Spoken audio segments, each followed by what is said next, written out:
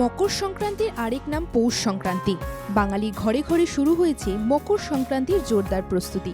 ত্রিপুরার ঊনকোটি জেলার ফটিকরায়ের গোকুলনগর গ্রামে এখন পরম্পরাগত বাতাসা আর তিলাই তৈরির কাজ চলছে।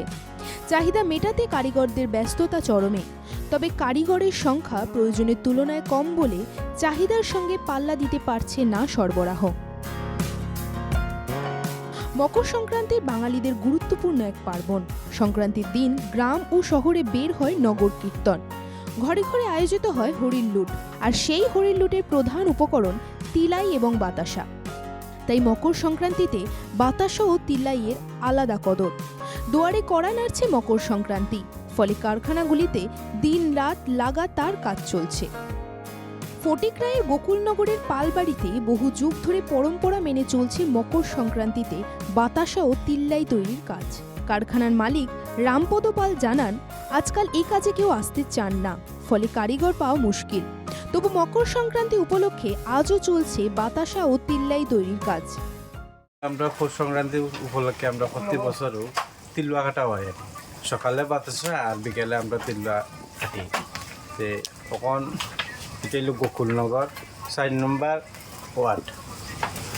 এটা আমরা পূর্বপুরুষ এটা করি প্রতি সংক্রান্তি উপলক্ষে।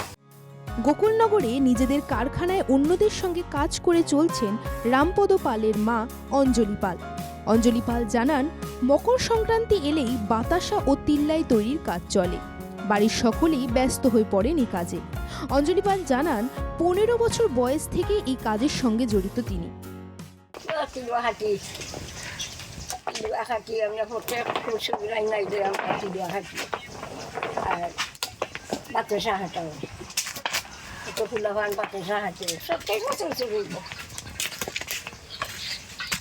আমরা এই জায়গাতে আইসি করতে ওই কাজটা করে, কারণ বাবাই করতো।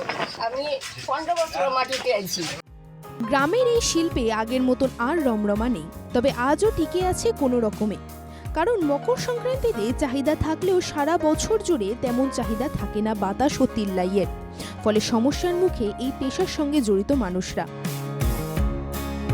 কুমারঘাট থেকে জনি ভট্টাচার্যের রিপোর্ট, NKTV বাংলা।